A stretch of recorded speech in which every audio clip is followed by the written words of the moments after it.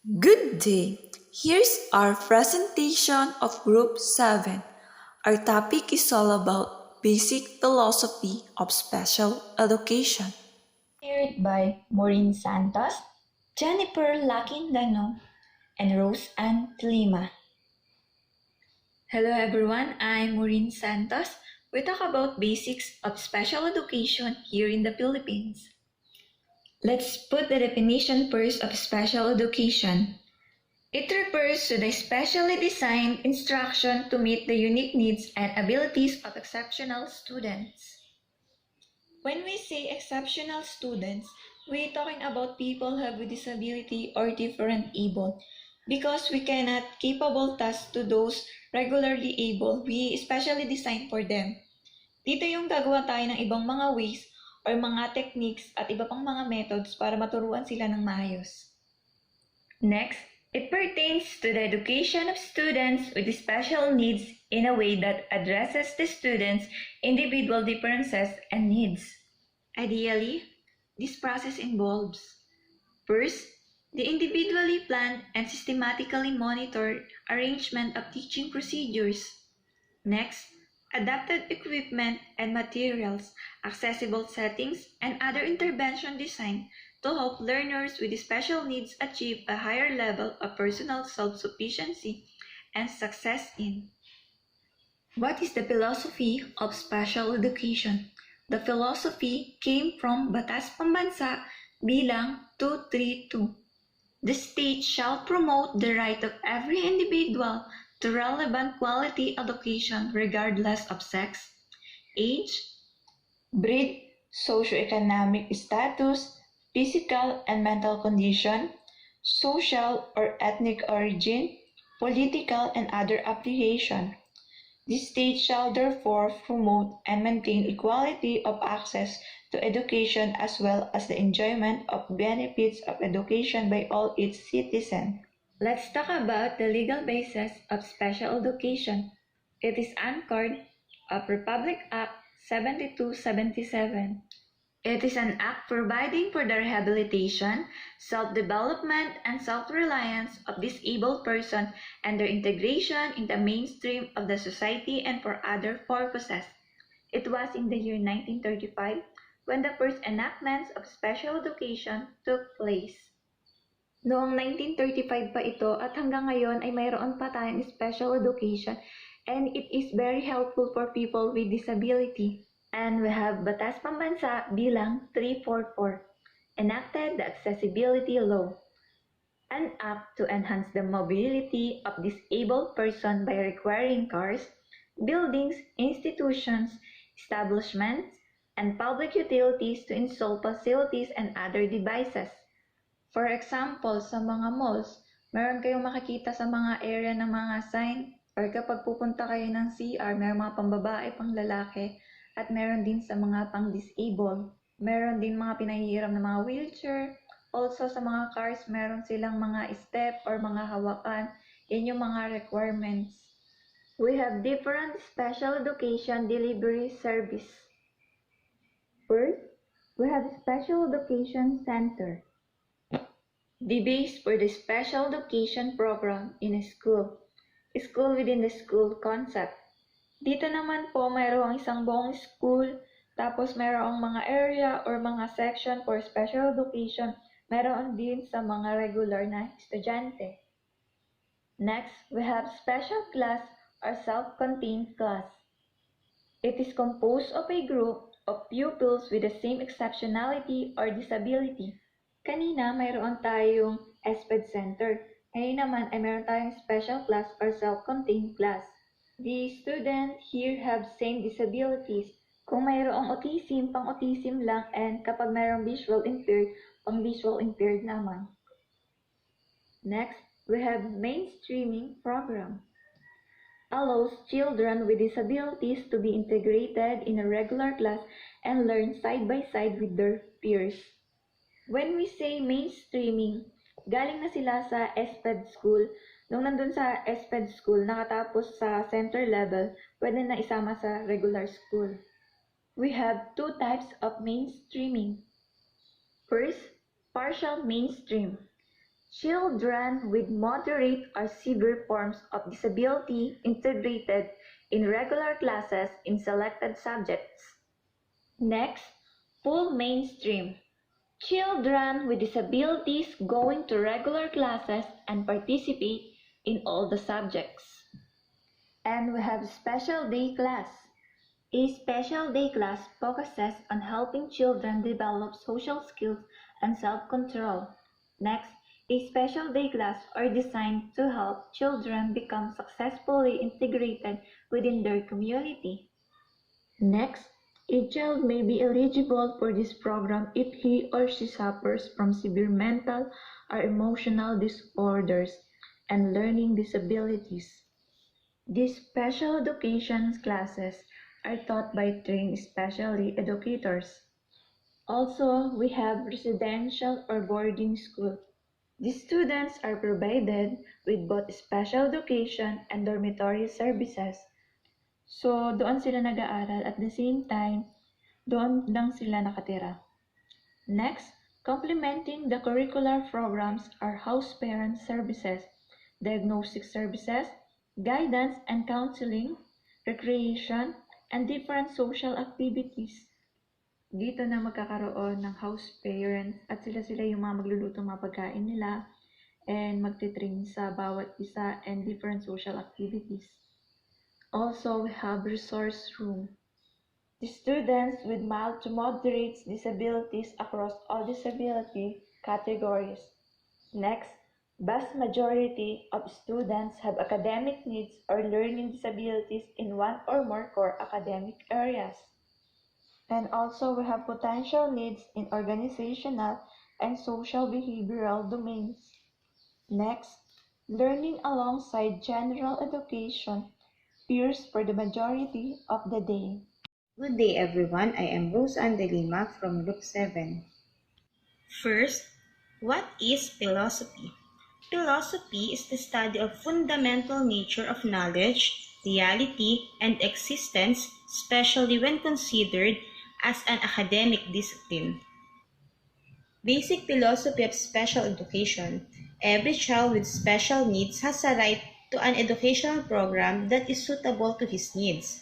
Special education shares with regular education basic responsibilities of the educational system to fulfill the right of the child to develop to his full potential. Special education or special needs education is the form of education planned for the students with special needs in a way that addresses the students' 1. Individual differences and 2. Needs. Special education is a structure-based program that is specially designed to meet the special need of the children with disabilities. Special education means specially designed instructions that meet the unusual needs of the exceptional students. Special education is a form of learning provided to the students with exceptional needs, such as a student with learning disabilities or mental abnormalities. Possible forms of special education. There are 3 types of special education forms. 1. Specialized teaching technique, 2. Special materials, and 3. Special facilities. Specialized teaching techniques. Effective teaching strategies include use a multiple scenario approach to develop lesson plans, monitor and verify students' responses to lesson, evaluate and adapt lessons as necessary, use peers to review lesson plan and to develop ideas that might be applicable, develop and maintain a pool of mentors, keep a list of resources for teaching, lesson plans, and professional development. Set a professional development plan for yourself and track your goals. Develop and implement a system that allows for easy and comprehensive data collection to help monitor and adapt lessons, and gather some tricks of the trade from fellow teachers, including those who do not teach special education. Special materials. These are the 4 types of special formats that make pre-instructional materials accessible to students: Braille, large print, audio, digital text. Special facilities. Special facilities it may include speech language services, psychological services, physical therapy, and school nurses services. Good day, everyone. I'm Jennifer B. Laquindanum, reporter from Group 7. First, what is philosophy of special education? The philosophy of special education claims that each individual with a disability is entitled to the support necessary to maximize his/her potential. Purpose of special education.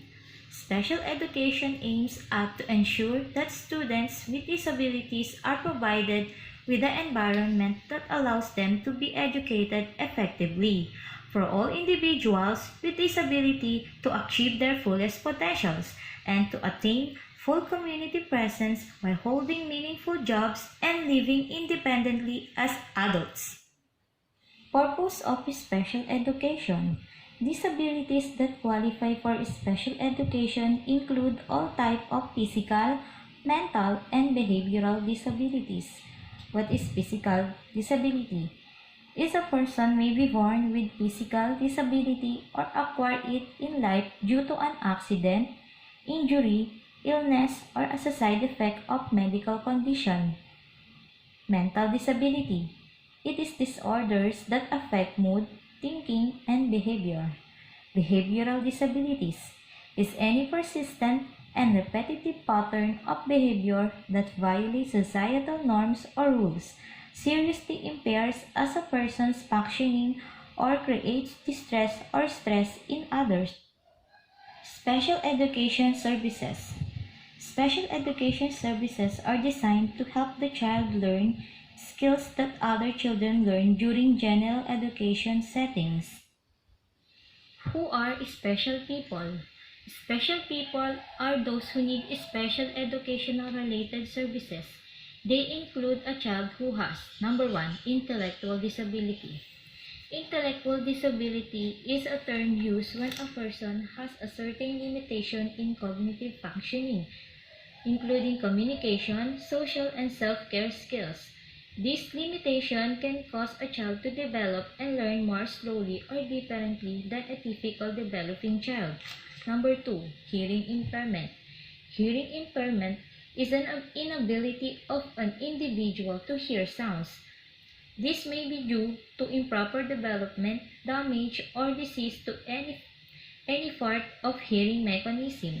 Number 3, speech or language impairment.